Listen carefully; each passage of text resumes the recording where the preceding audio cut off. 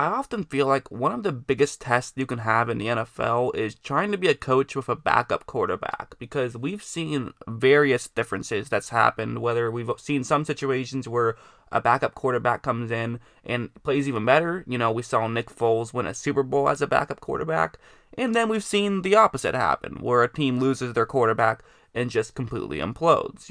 Aaron Rodgers comes to mind. This year has proven that you don't need your starter to play every game to still be successful. We saw Teddy Bridgewater not lose a single start for the Saints. We've also seen Andrew Luck unexpectedly retire, only for Jacoby Brissett to then come in and do very well in his place. We also saw a team like the Jets just completely implode without their quarterback, although, in fairness, they're imploding with Sam Darnold, so they're just a mess on their own right, but that's kind of the situation. But having a backup quarterback and having that task of trying to be successful without your starter is already difficult, and it's even more difficult when that guy is a generational talent in Patrick Mahomes. But Andy Reid has done a pretty good job of still, keeping the team afloat with Matt Moore as a quarterback. And of course, you have to give Matt Moore credit. I'm not going to take away anything from Matt Moore, but what I love about what Andy Reid has done is he has put Matt Moore in a position to succeed.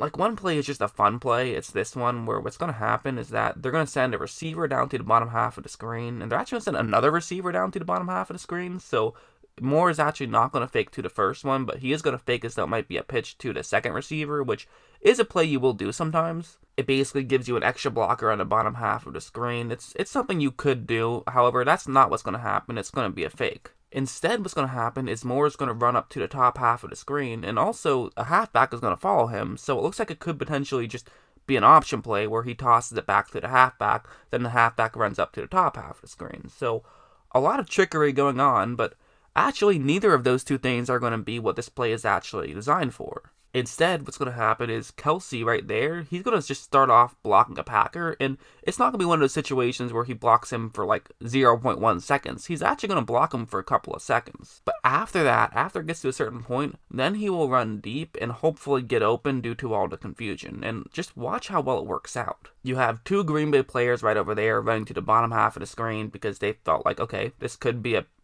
jet sweep in that direction. Got to make sure that we cover that up.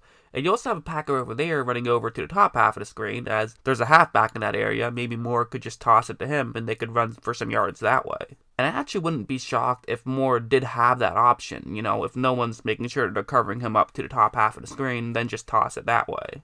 But what's key here is Kelsey. If you notice that, okay, he's still blocking, but he's about to get off that block, and there's going to be nobody at the top half of the screen who can cover him except for the safety who's deep.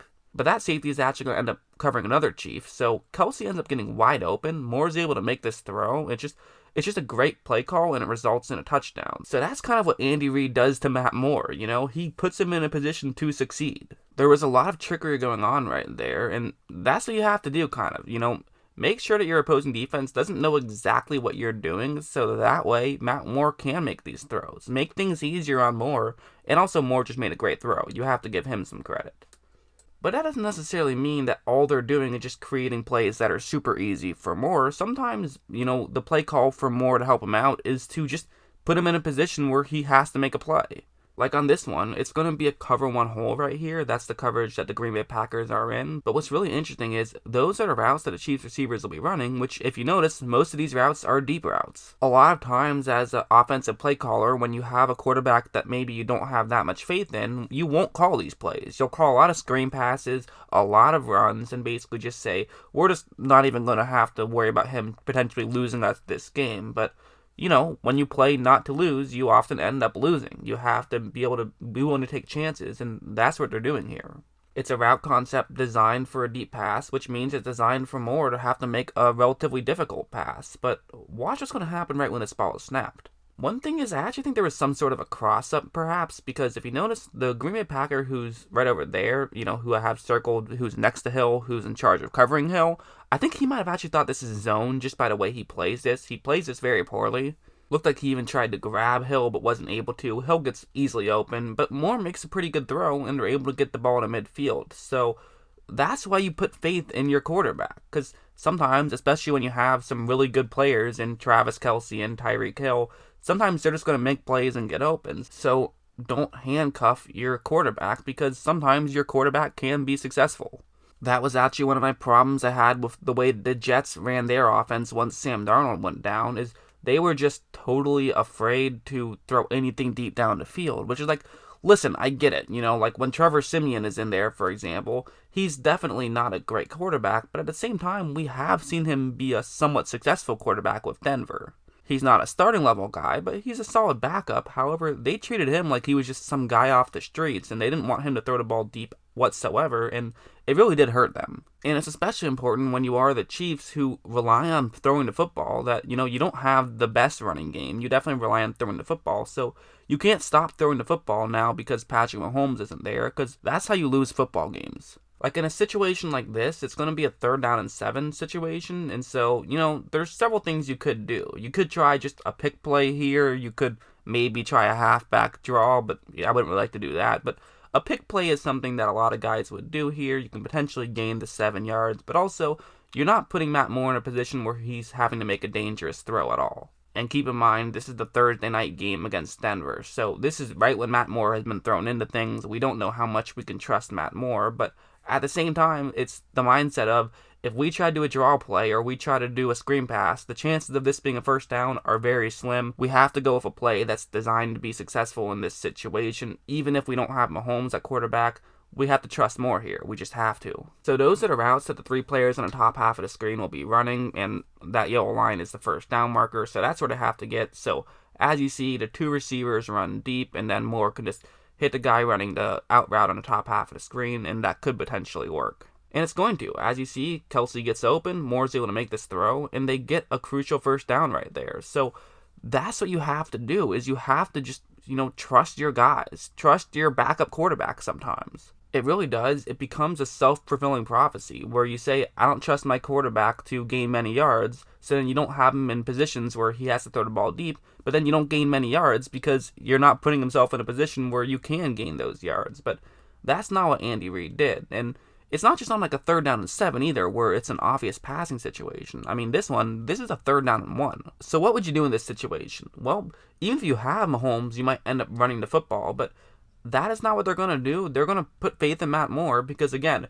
if Matt Moore can't throw the football, you're going to lose regardless. So you might as well, especially going up against a good team like the Vikings, you have to trust that he can be successful. Maybe you could take the ball out of his hands a lot if you were going up against a bad football team, but against a good football team, you just have to trust that he will be able to make some plays, and so that's what they're doing here. That's where the 1st down marker is, and those are the routes that the receivers on the top half of the screen will be running. It's essentially just a pick play. And again, watch how it works. This receiver gets open, Moore runs up to the top half of the screen, makes a quick throw, they get the 1st down, and that's all they had to do. It's actually not that difficult of a play. Honestly, the difficult part of that play is Tyreek Hill getting open. So, if you take the ball out of Matt Moore's hands, you're also taking the ball out of Travis Kelce and Tyreek Hill's hands, which isn't what you want to do. So that's how Reid has been able to have success with a backup quarterback in there. It's a lot of just doing what he already does, is not being afraid to call certain plays, to trusting his guys, and then his guys proving why you can't trust them by making good plays. And this play is another great example of it, where it's going to be a cover 4 zone here, but what's really interesting is what's going on right in that box right there, because the Viking who's in that box is in charge of covering the zone on the top left-hand corner of the screen, and for Hill, he's running that route right there. So because he's moving in, this is going to force the Viking who is in charge of covering him now to also move closer to the inside of the field, which is going to be key because watch what happens later on in this route. So he runs in to keep up with Hill, and the other player who is deep is covering the middle of the field at this point, but at this point there definitely is a window where Hill potentially could get open. If he continues to run towards that corner right there, he could potentially get open. There is a window, but this is not an easy play by any means. Matt Moore is going to have to make a difficult throw, and Hill is going to have to get open. But both of those things are going to happen. Hill gets open enough, and Moore makes a perfect throw, and they get a touchdown out of it. That's not an easy play, and it's a play that a lot of coaches in this league would not dial up with Matt Moore as quarterback, but Andy Reid he trusted his guy, and that's what happened. I mean, that's really how simple it was, honestly. It's just Andy Reid said, you know what? I have faith in my quarterback, even though it's not Patrick Mahomes. I'm just going to see if we can win this game and, put it on Moore's shoulders instead of on Mahomes' shoulders. But that's just my opinion, and as always, thanks for watching.